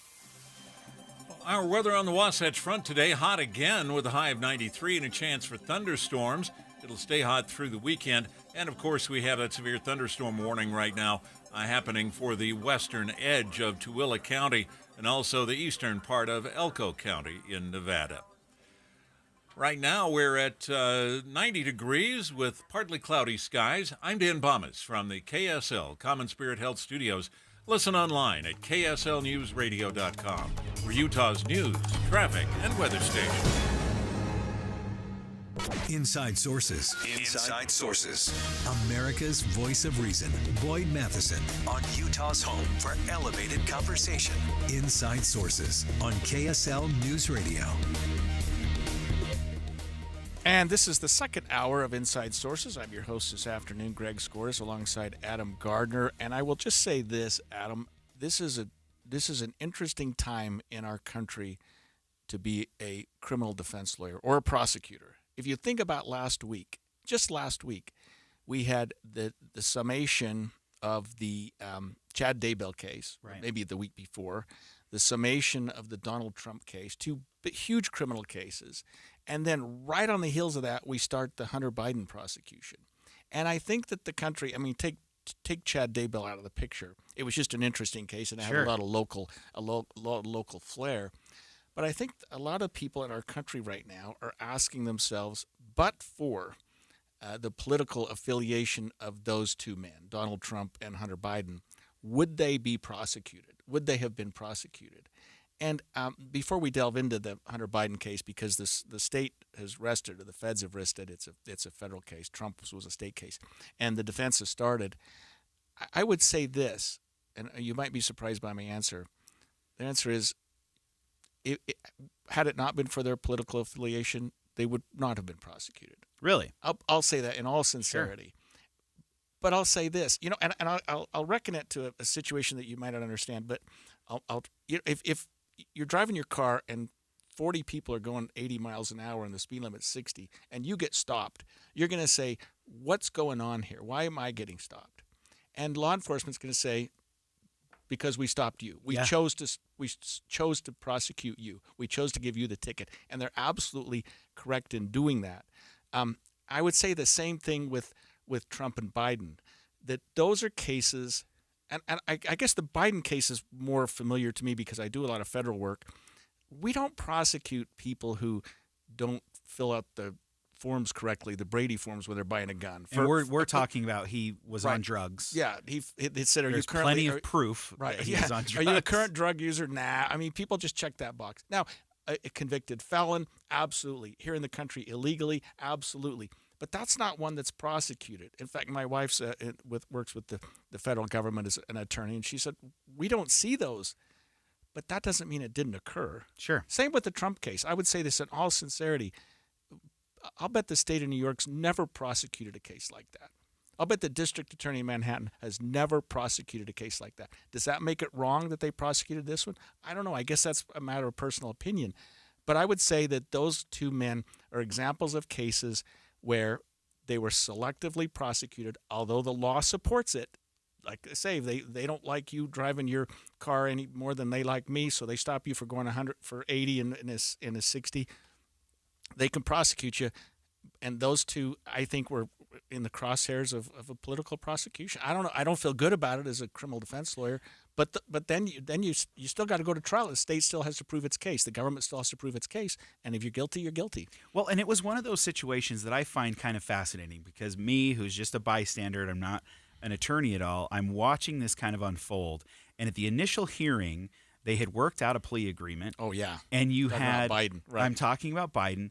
And you had the lawyers, under the Hunter's lawyers, saying that this was like a blanket immunity. He can never be prosecuted for anything wrong he's done. And then you have the feds kind of saying no when the judge asked, will you ever prosecute him for anything? Is this blanket immunity? And they said no. And Hunter's attorney said, well, we thought it was. And they kind of looked embarrassing. I think it was embarrassing to both sides. Just as both you sides nailed it. looked You nailed it. really bad. Right. And if you're the judge, I don't care which president appointed you, you have to kind of step in and say, well, okay, I think you guys both kind of got There's caught with no your pants meeting of the down. minds here, right. We have to change. And there it took a lot of public pressure on the U.S. attorney to actually do something about this. But again, you have an even more unique perspective on this because you wrote an op-ed about Nancy Workman. If you remember our very first county mayor in 2001, right? There was a criminal case there to be made, right. And she had to see the district attorney every day at work, and that gets a little awkward. But you kind of have from different parties. They were from different parties, Right. a Republican and Democrat, and you make the argument that this was kind of our really firsthand political prosecution. Can you kind of expound on that? Yeah, so that was a case involving a Republican elected official, Democrat prosecuting attorney. We felt that it was a political prosecution. I mean, the timing evidence and things that were going on. And the district attorney was a dear friend of mine, wonderful man. But we did feel like it was a political prosecution. But she didn't take the Trump angle. She said, Scortis, I know you're a Democrat. I know you're my lawyer. We're not playing the political prosecution card. Just try the case. Take it to the jury. And she won. She was acquitted of everything. And I'll say this, I think Trump could have been acquitted too. I think had he played it differently, he could have won that case. And maybe we can talk about that in a minute. I think Hunter Biden's team made a critical error in what you just talked about, which was presenting the case to the judge a year ago. Hey, we've got this deal. And the judge saying, well, is this everything? Well, it was certainly would have dealt with the case he's on trial for right now and would have dealt with the case that he's going to be on trial for soon, which is the failure to file his tax returns. Those two cases were his biggest problems, and they were being resolved as a part of this plea. So take it. And the government, and he's saying, well, that means it's King's X on everything else. The government's never going to agree to that because they don't know what everything else is. Right. They don't know what else you've done. They're not going to say, well, wait a minute. We're not just going to say, okay. We're not going to pardon you. You get a free pass for everything you've done in your life. I mean, looking back on that had to be an incredibly – because I don't know that the government was going to look at him for anything else. I don't either. The hard part was it was literally on display for everyone to see. With like the evidence was pretty overwhelming against him. He was having an affair with his deceased brother's wife, his former sister-in-law. She was getting rid of the gun, getting rid of evidence, and that was all on tape. I mean, Is there been a crime where everything's just so out in the open? You have Marjorie Taylor Greene holding up these awful pictures of Hunter Biden in committee hearings. Right. I mean, a little too up close and personal. So what happens in the trial? What happens with Hunter Biden from this point? If the prosecution is rested, if you're Hunter Biden's lawyer, where do you take this? I think you take it right where they did take it today. And what they did, Adam, was they started with family members because the government's case was about bringing in family members like you just described to say, I knew him at the time. I was aware of what he was doing at the time. And at that time, he was an active drug user. They put his daughter on today. The defense did. Same questions. He's your dad. What a poor kid. I know. What were you doing at that time? I was living with him. What did you see? I never saw him use drugs during that period of time. I didn't perceive him to be a drug user. And that's the thing. It's a hard case to prove were you an active drug user at the time you checked the box. Yeah. because no, I quit 2 weeks ago. Right? Yeah, exactly. Maybe you were a month earlier, and you were 6 months later. But when I checked the box, I wasn't. So that's why those cases are rarely prosecuted. Like we began this segment with, is they're just hard to prove. But another linchpin to that prosecution was he wrote some memoirs about my time when I was a drug addict and forgot to include that period of time in his memoirs. Like, yeah, I mean, I know he's trying to sell a book, and maybe that's going to be his defense, but he all but admitted that that's what was going on. So, to me, I don't know. I've had some people say, well, he's being prosecuted in his dad's home state. He's going to have a lot of Democrats on the jury. He's probably going to be acquitted. I just so believe in the rule of law. I so believe that jurors listen to the evidence. They set aside their biases. And I say this having done 200 jury trials, that if the evidence is there, the jury's going to convict. If they acquit and people say it was all a Democratic judge and jury, we'll see. But I just don't see that. My guy got convicted and your guy got got less. Yeah, you sure. So let's say he's convicted. What happens? Well, felonies, and these are federal felonies. Again, no prior record. It's like the Trump case. He's convicted of 34 felonies. Is he going to do 34 years? He's probably not going to do 34 days. And Biden probably going to get probation as well. We'll see, though. Stay with us. When we come back after the break, we're going to talk about the debate situation and where we're coming in next week's series of debates.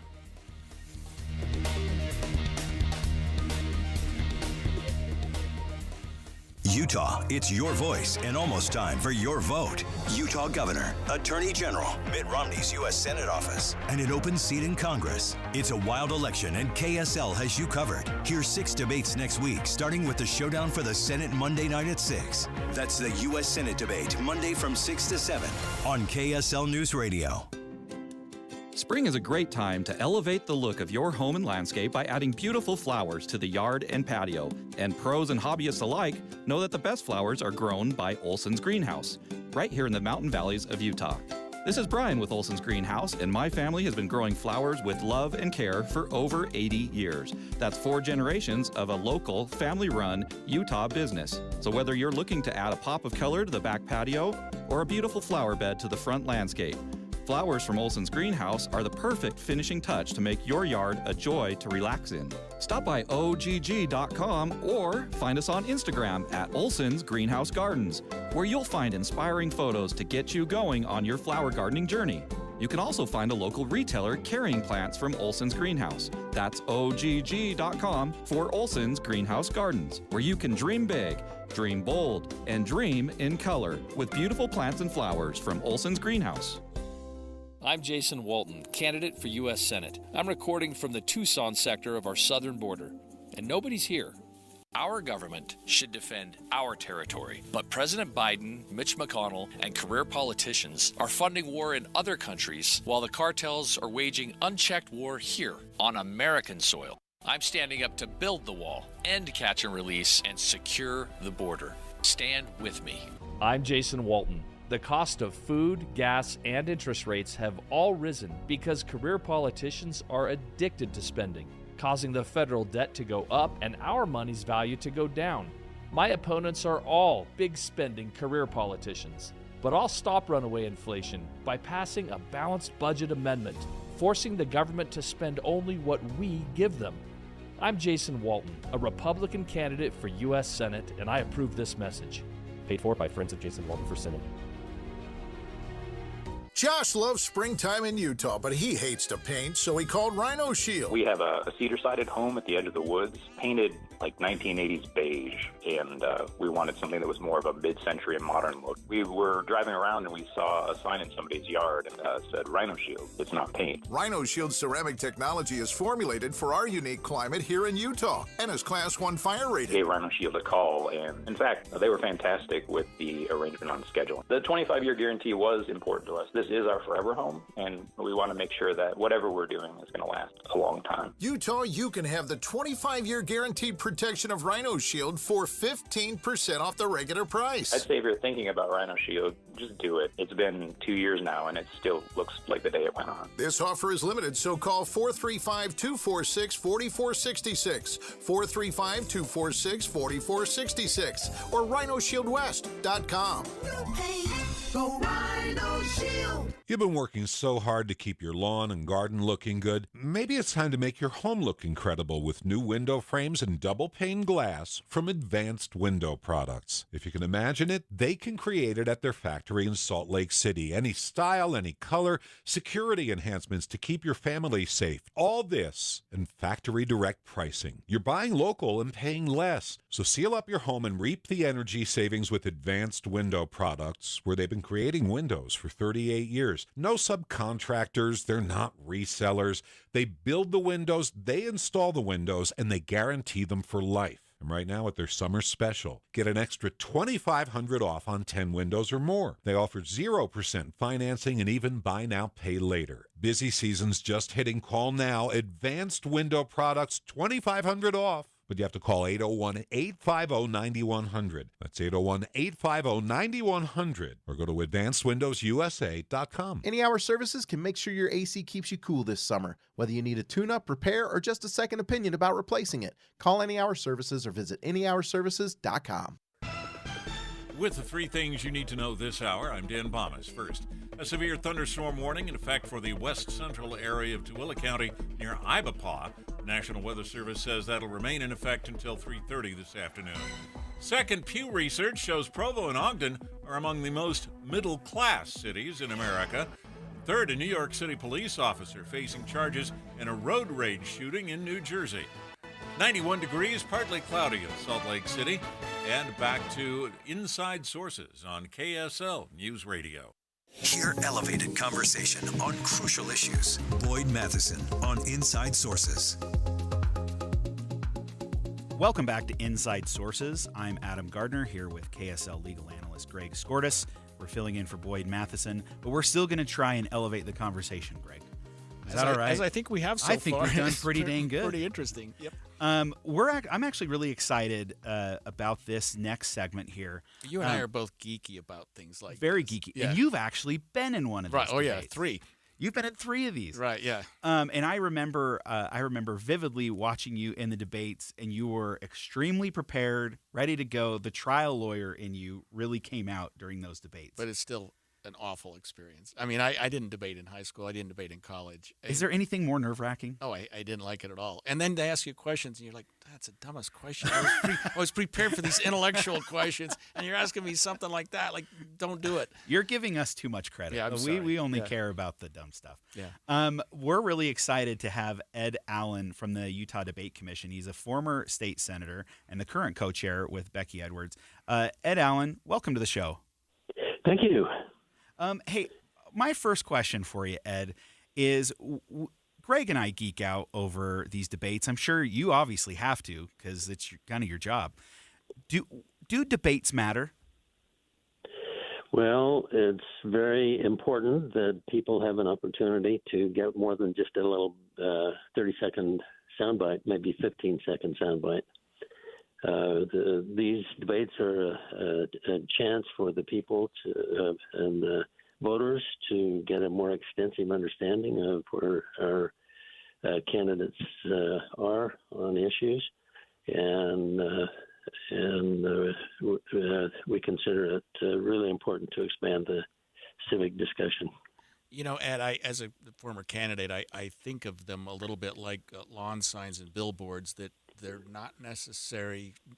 They're certainly necessary, but you can't do without them. I mean, you have to have debates. You really do have to let people who want to know what's going on listen to the candidates speak. And so we do appreciate the mission of the Debate Commission. Now, we've got a series of primaries. We got the primary coming up in about 3 weeks, just less than 3 weeks. So I'm assuming the debates that we're going to hear in the next few days, the next few weeks, are going to be limited to the primary elections. Is that fair? That's correct. Yeah, they'll be actually next Monday, Tuesday, and Wednesday. Okay, and tell us about those particular debates. Who are we expecting to see, and how are those going to be conducted? We're excited that every single candidate has committed to participate. We will have them. They'll all be held at the studios on University of Utah campus from the Dolores Eccles Broadcast Center. there will be 6 debates, and on Monday night it will be the U.S. Senate debate with 4 candidates. On Tuesday night it will be the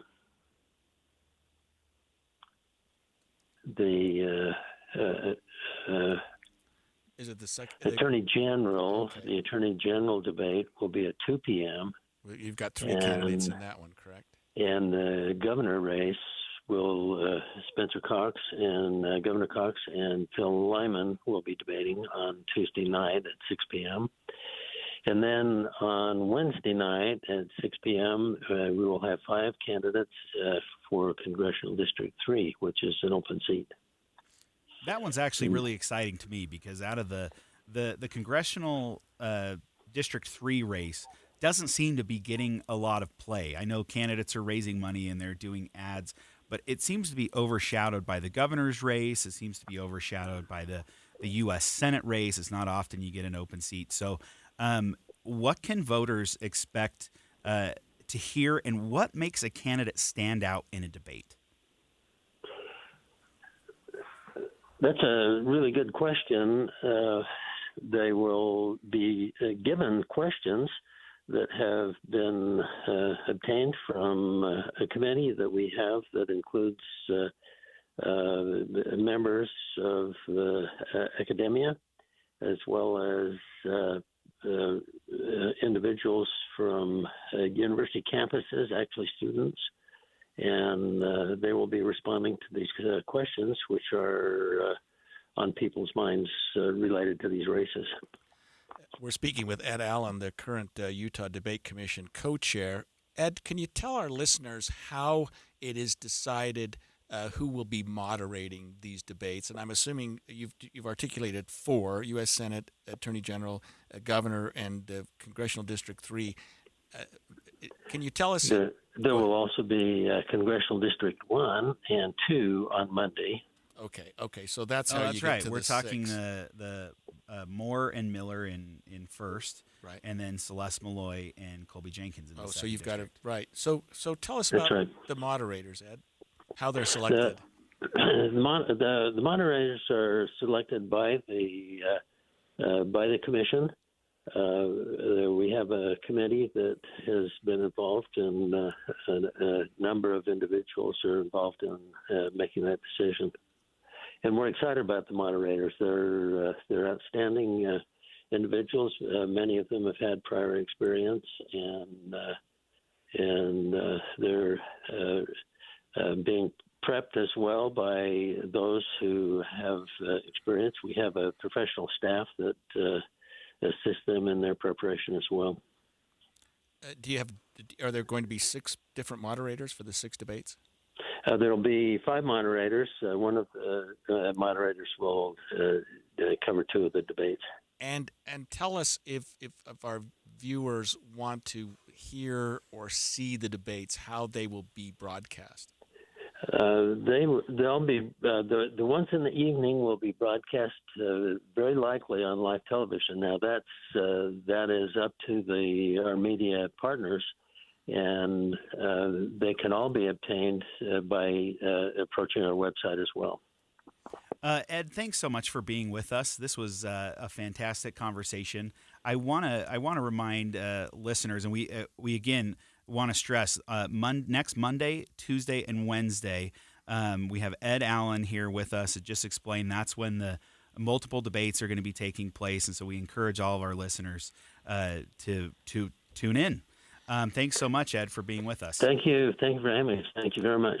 Appreciate it. KSL News Radio is your go-to station for all things debate coverage. So you can join us next week on those dates, especially at KSL at Night, where we're going to recap the primary debates with some of Utah's top political expert. And Greg, I want to just bring up one thing. I'm thinking of all the debates throughout history, and we talk about which ones really matter. Right. You look at Kennedy versus Nixon. Yep. Kennedy figured it out. He had TV makeup on. He looked great. Yep. And then you remember here at the University of Utah, Mike Pence was debating, and everyone remembers the fly that Yep, landed yep, on his yep. head. Had nothing to do with the Right. debate, but everyone remembers the fly. Everyone remembers George H.W. Bush looking at his watch. Yeah. Like it's time to go. And then they practice these like one-liners. Reagan had it down perfectly against, I believe it was Dukakis, where he said, "I'm not going to exploit my opponent's youth and inexperience for political gain." And even he had to bust up laughing. His opponent had to bust up laughing, Right. and it was like, "Wow, the debate's over." Are we getting away from the substance of debates? What, like, actual policy? What really matters?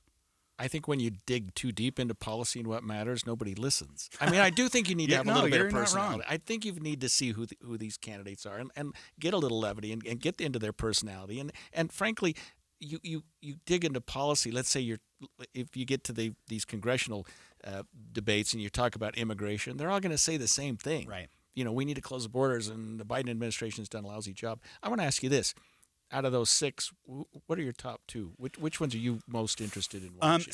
Celeste Malloy, I'm very interested in that race because Colby Jenkins came out of nowhere. Nobody really knew who he was. But then Senator Mike Lee, Utah senior senator, came in really big for Colby Jenkins. And everyone, I think all the political establishment almost was like, got 60%. what is happening? We almost avoided this debate. So she won with the delegates overwhelmingly in a previous election just a few months before. Right. So I'm really excited for that debate. I'm really excited for the Senate debate.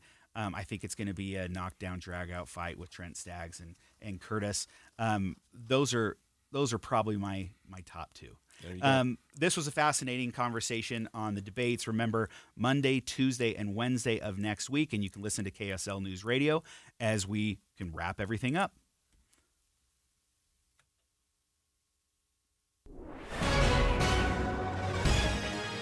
It's 2:30 at KSL News Radio. I'm Dan Bonas. KSL's top story this hour.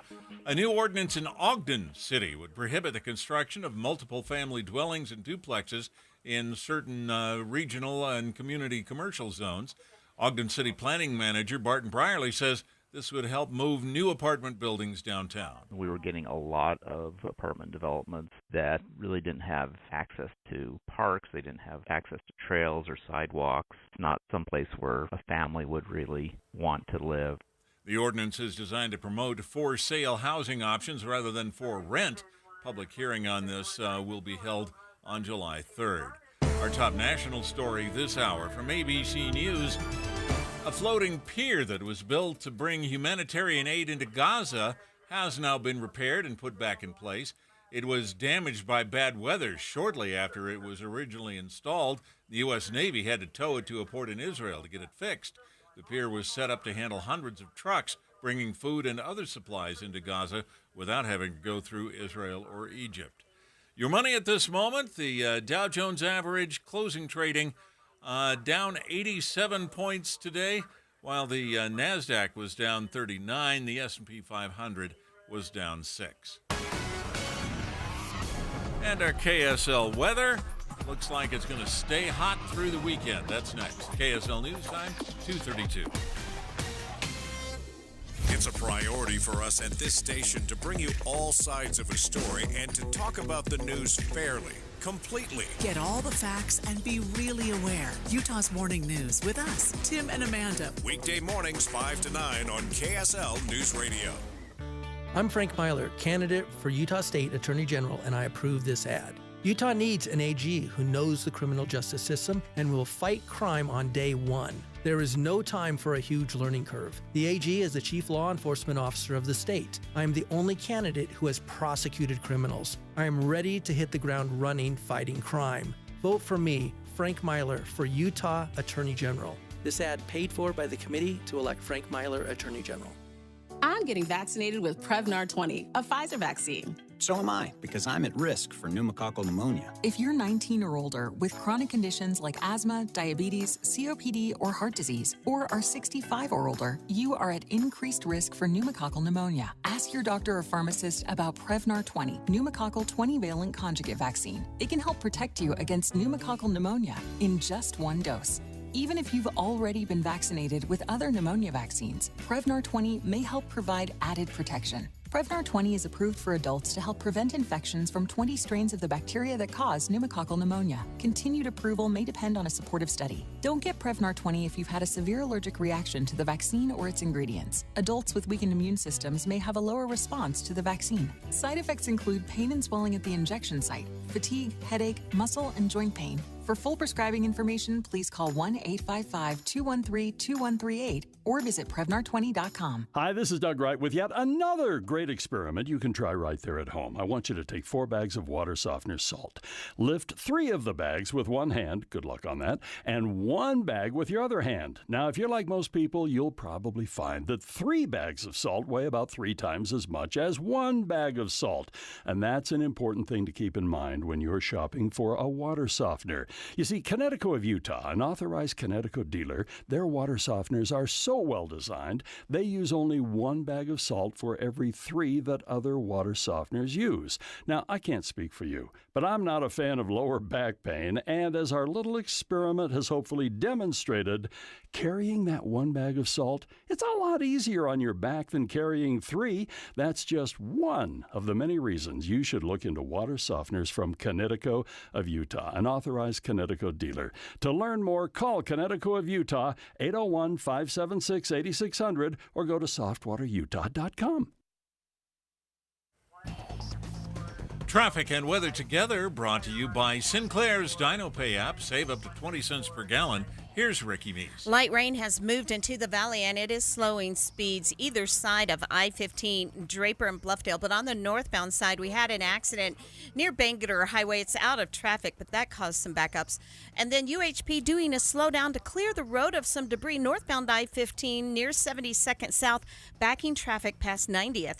Experience For You banking today at your local Zions Bank branch, or visit zionsbank.com/foryou to learn more. A division of Zions Bank Corporation, N.A. member FDIC. Ricky Meese in the KSL Traffic Center.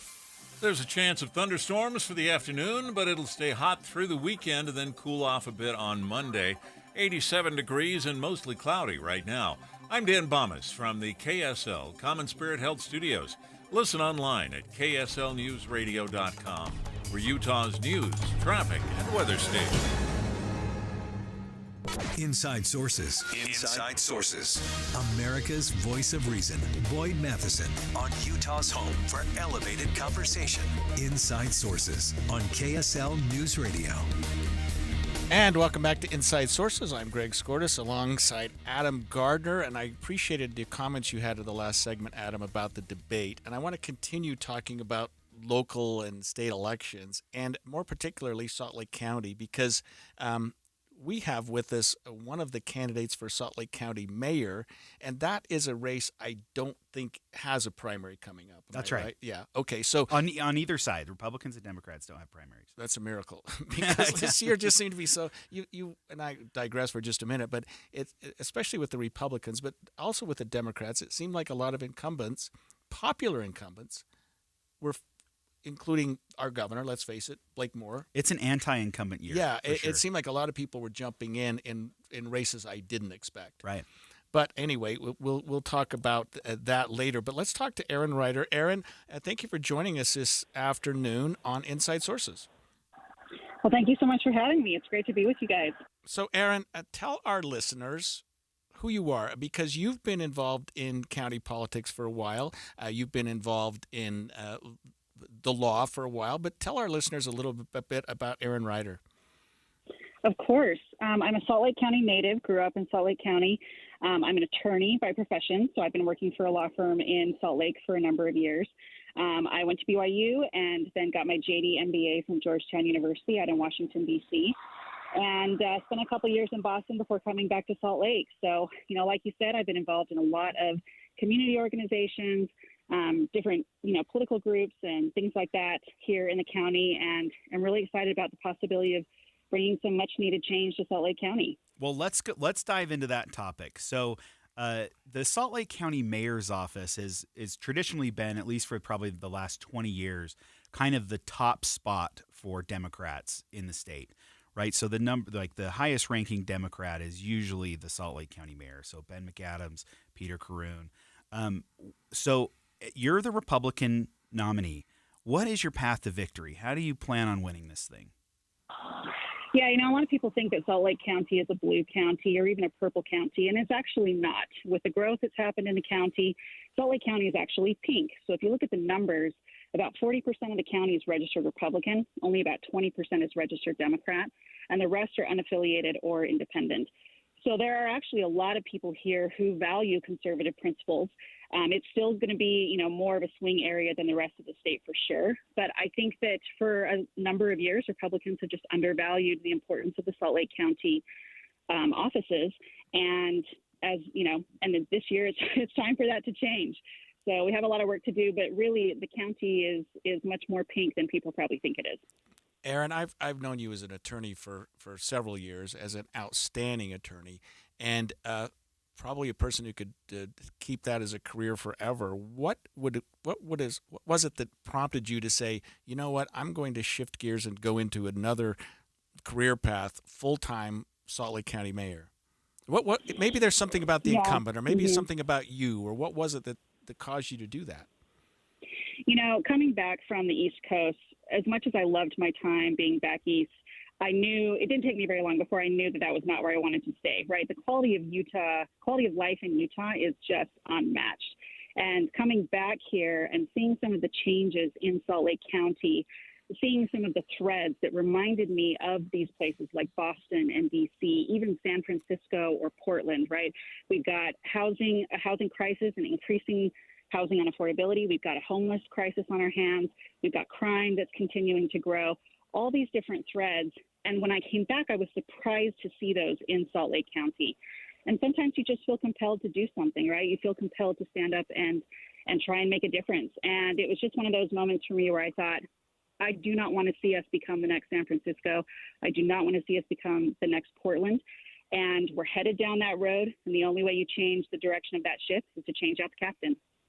You know what? You bring up a great point. We talked about homelessness a few segments ago, and the state is really trying to coordinate with, themselves and the city and the county. So if you get elected, talk to us about how you want to steer that ship.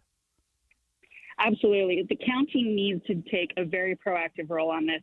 Cities certainly have a responsibility for addressing homelessness within their borders, but the thing is, homelessness is not just a city issue at this point. It's not just a Salt Lake City issue. It's not just a Mill Creek issue. It's not just a West Valley issue. It affects the entire county, and you need the benefit of the county government to help lead out on that. And we need a county government that's, particularly a county mayor, that's more proactive when it comes to homelessness. Homelessness is not an easy issue to solve. There are 1,000 reasons why somebody ends up on the street, and there's no silver bullet for it. Yesterday, I was at a summit for Solutions Utah, which is formerly the Pioneer Park Coalition, and they were talking about homelessness, and it was being hosted by the Other Side Academy. And all of these different things came out. It's such a personal issue why someone ends up on the street, and personal issues require personal solutions, which means you have to be really, really proactive about it.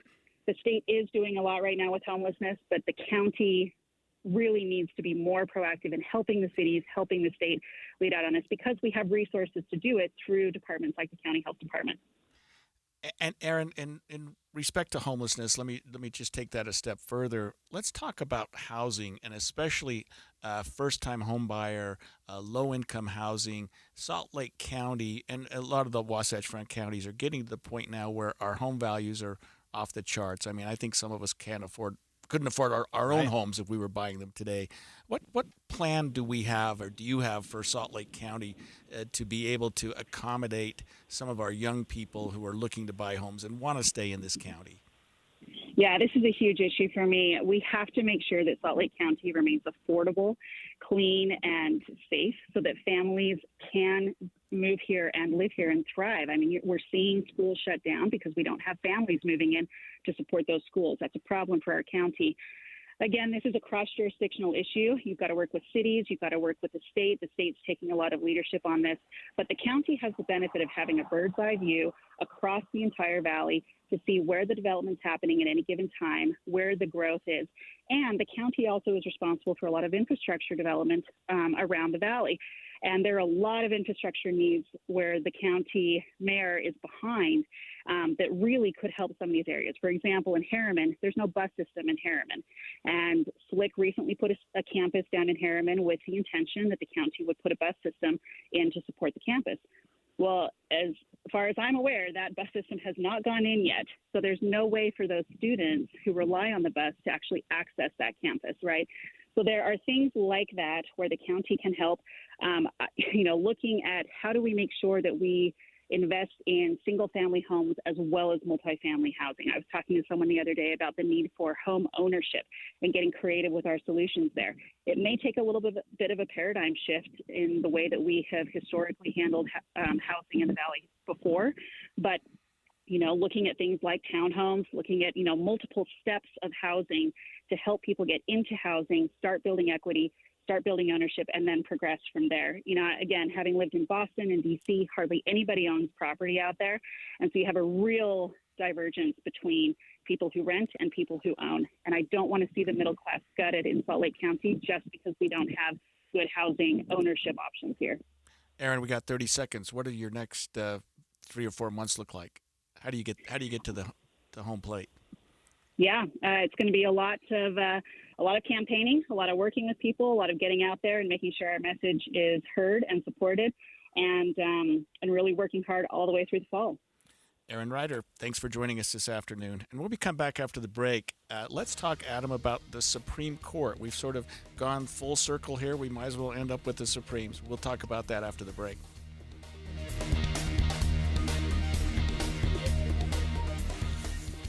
Paid for by Lyman for Utah. Governor Cox has presided over the worst collapse in housing affordability in Utah's history. Using taxpayer dollars to subsidize large developers is not the answer. If we don't fix this now, our biggest export will become Utahns. As governor, I have a plan to improve supply chains and permitting, to reduce government spending, which drives high inflation and interest rates, and to create a fair property tax system. I'm Phil Lyman, and I'm running for governor. Phil Lyman for governor. You wouldn't know it, but most financial advisors are put in a box. I'm Jeff Jr. from Trajan Wealth, and I want to provide you a little insight about financial advisors. Most financial advisors have to sell what their company requires them to sell, and many advisors have to only adhere to what's called a suitability standard. A suitability standard is a limited standard of care, not requiring what's sold to be best, just suitable. Advisors with this loose standard often have limited investment and product selection. Trajan Wealth is held to a fiduciary standard, which is the highest standard of care in the advisory business. And that's just one of the many reasons we have billions of dollars under our care and attract clients from other advisors. Raise your standards today and call Trajan Wealth. Call 801-899-7600. That's 801-899-7600. Advisory services offered through Trajan Wealth, LLC, an SEC-registered investment advisor. Flo here from Progressive to tell you how you get more than great savings with us. You get customer service access through our mobile app, online chat, or by phone. That's a lot of ways I can get in touch with you. I see what's going on here. You can't name favorites, but I'm your #1 customer. Actually, we offer all our customers these ways to contact us. I'm sure you give just any customer your personal company contact info. Well, you did call us more than any other customer this year. So in that sense, you are our #1 customer. Get help from Progressive through the website, app, chat, or phone. Progressive Casualty Insurance Company and Affiliates. Get in zone, AutoZone. What do you do about car trouble? Call Dad? Why not give him a break this Father's Day and visit AutoZone instead? If it's a battery problem, AutoZone has free battery testing and charging, and battery options as low as $89.99. And right now, you can save at the AutoZone Father's Day sale through June 16th. Give Dad a break and maybe get him something too at AutoZone. Get in zone, AutoZone. Restrictions apply. The Management Minute is a service of the MBA program in the John M. Huntsman School of Business at Utah State University. I'm Professor Scott Hammond. The most important part of a conversation begins before any words are spoken, with eye contact. Research shows that the nanosecond our eyes meet, we decide if we can trust the other person, if they're believable, angry, helpful, or charmed. Several years ago, I spent the summer traveling around the U.S. teaching physicians to improve medical care by having better patient communication. These were high-end surgeons who were willing to videotape their interactions and face brutal critiques to get the results for their patients. In conversations, texts, texts and emails, we do not connect like we would if we had eye contact. Save those kinds of communication for simple issues with known colleagues. Difficult conversations should always be done when you can see the eyes. Learn more how to better communicate in an MBA program from Utah State University. Go to utahstatemba.com. I'm Scott Hammond. Hope to see you in one of our classes. Springtime in Utah, and if you hate to paint, do what your neighbor Judy did. She called Rhino Shield. After having the house painted with kind of usual house paint, I was seeing cracks appearing about every 3 years and just wasn't very satisfied with that. Rhino Shield ceramic technology is formulated for our unique climate here in Utah and is Class 1 fire rated. I can't speak highly enough about the Rhino Shield crew. They also were great at working with me to get the exact right color because I was very particular. Utah, you too can have the 25-year guaranteed protection of Rhino Shield for 15% off the regular price. I would not hesitate to call Rhino Shield, and I am just thrilled to recommend Rhino Shield to my friends and neighbors and family. This offer is limited. Call 435-246-4466, 435-246-4466, or rhinoshieldwest.com. Go Rhino Shield. Tim and Amanda. One of the big differences, I think, between reading a story online and hearing it from us, Tim, is that, you and I are allowed to share a reaction. We need to be able to say, what in the world were they thinking? So that people listening will know. We feel it too. When we read a story that sounds ridiculous, we're right with you. It sounds ridiculous. Well, we get caught up, I'm sure just like our listeners do sometimes, in death scrolling on social media. And fact-checking it on your own is tough. The great thing about tuning in every morning and starting your morning with us on KSL is you can count on the fact that when that information comes out of the radio in your direction, it comes from reliable sources. It's already been fact-checked. Right. And that's not always easy when you're getting it online. Finding who wrote it, when was it written, has it been updated with the current facts of the day that change sometimes minute to minute, not just day to day. Utah's Morning News between 5 and 9 on KSL News Radio. With the three things you need to know this hour, I'm Dan Bomas. First, Ogden has a new city ordinance to promote for sale housing as opposed to for rent. Second, the floating pier built to bring aid into Gaza is operating again. It had been damaged by bad weather and high seas. And third, a student died in a fight at a school in Seattle. 87 degrees, mostly cloudy in Salt Lake City. And back to Inside Sources on KSL News Radio. Boyd Matheson divides rage from reason on Inside Sources. Welcome back to Inside Sources. I'm Adam Gardner here with Greg Skordas, KSL legal analyst, and we're filling in for Boyd Matheson. So this is going to be kind of an interesting conversation, and I'm really excited because of your legal mind and your and your background. But recently in the news, and we're talking just a couple hours ago, right? There was some new information that came in about Clarence Thomas, a justice on the Supreme Court, who has declared and kind of exposed some new trips that he had received in the past. And so at a time where you have the Democrats are so highly focused, laser focused on the Supreme Court right now, and they've been making an argument for a while about, they're saying the Republicans have court-packed. That they're just getting their guys on the Supreme Court, even though that's kind of the goal. But they're saying we need either more justices or to force some to retire, and we need to have a code of ethics. And having justices kind of declare these trips that they've been taking, flights on private jets, does that make an argument one way or the other? I really think it does. And I think that we've too long in this country sort of relied on this notion that our justices are appointed for life. And because of that, they are not subject to the same scrutiny. I mean, they're not running for election like our Congress people are every 2 years, or our senators are every 6 years, or our state leaders are every 4 years. They're there for life. And so, and there's also no oversight. I mean, who oversees the Supreme Court? They are supreme. Like, who are you going to go to when you don't have the Supreme Court? So what we're talking about, or when you want to oversee the Supreme Court, I should say. So what we're talking about are some financial disclosures that have been disclosed today by Justice Clarence Thomas, which indicates that he has taken, and I think we knew a little bit about this, but for whatever reason, he decided to amend his 2019 financial disclosures. I guess it was getting a little too close, and the Supreme Court was sort of, enacting their own sort of set of codes and policies and procedures. He's changed his financial disclosures from 2019 to include a trip he took to Bali and a secretive all-male California club paid for by billionaire Harlan Crow. Now, I don't know what an all-male California club is. I've never been to one. My wife probably just as soon I never go to one. I have no idea what that is. But that's something you kind of wonder about, like, what does billionaire Harlan Crow want with a Supreme Court justice? I mean, I guess the answer to that should be obvious, but just the optics of that, Adam, the optics of that are just troublesome to me. So what do? Do you actually have just a blanket code of ethics? Like, and keep in mind, most of these attorneys, the members of the Supreme Court, were making a lot more than they were making in private practice than they are on the Supreme Court. So is the argument, do you give them a bit of a raise and you say, you're now making this much money, but no more gifts?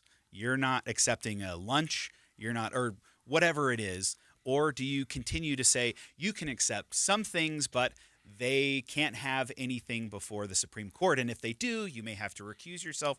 I think we get too technical if we start. And who's going to do this? The United States Congress, the bastion of ethical leadership, is going to be placing their ethical standards on the Supreme Court. It's not just Clarence Thomas. He's in the news right now, and he's been in the news a lot lately, and that seems to be who the Democrats are focusing on. But it's not just him. Justice Ketanji Brown, she reported that she received 4 concert tickets valued at $3,700. That's a nice concert. That's a great concert. You had great seats. $10,000 of artwork for her chambers.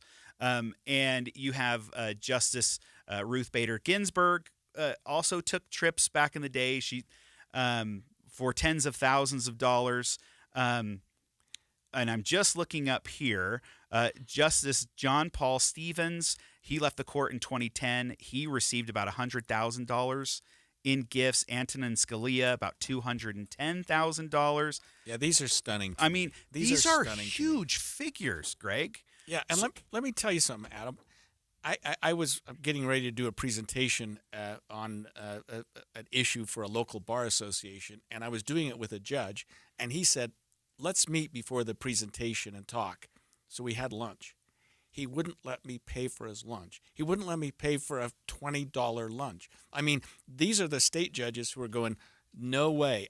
He wouldn't take, you know what I mean? Yeah. I mean, let alone a trip to Bali. You know what I mean? Let alone something like that. It's a crazy thought.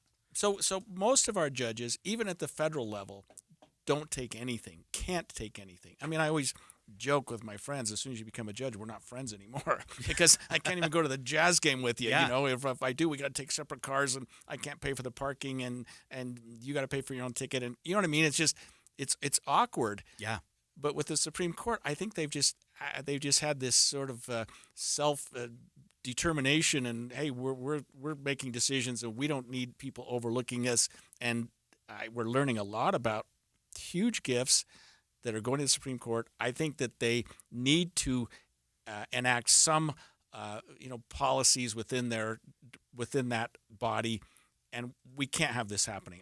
The optics look horrible because if Harlan Crow or any of his entities have a matter before the Supreme Court, how can you expect Clarence Thomas to be fair? How can you expect they're not required to recuse themselves. There are no rules on that, right? Right. It's a decision they make on a case-by-case basis. If they say, you know what, I don't think I can be fair in this matter, they can opt out. But if they say, who's going to challenge them? Like I said, who's going to who you're going to impeach them over a gift or a flight? Right. Like presidents have done far worse. What's the answer there? I do want to give a talk about the Donald Trump nominees, or appointees to the Supreme Court. Justice Neil Gorsuch has received $2,450 worth of gifts. What's the matter, Neil? Justice Amy Coney Barrett, $500, and Justice Brett Kavanaugh, $100. Okay. So either he's being very ethical or nobody likes him. Or, and I don't know what the right answer I'm is. going to give him the benefit of the doubt. These are justices who realize, hey, wait a minute, maybe I can't take this. But I would also say this: if you're that concerned about it, why even take $100? You know what I mean? What wouldn't it be better if it said zero rather than take a minuscule gift? But maybe they feel like they need to disclose everything. And hey, looking back, this person bought my lunch. It was $100. Maybe I need to be open and honest and disclose Which that. you kind of sure. That sounds great to me. Disclose every single thing. Right. And I don't know if in the state if anyone takes a legislator out for lunch. Now they have rules, don't they? They have a lot of rules, Right. and it used to be you couldn't do that at all. Right. So times have changed, and we'll see how that pans out. So thanks so much for being with us, Greg and Adam, on Inside Sources, filling in for Boyd Matheson.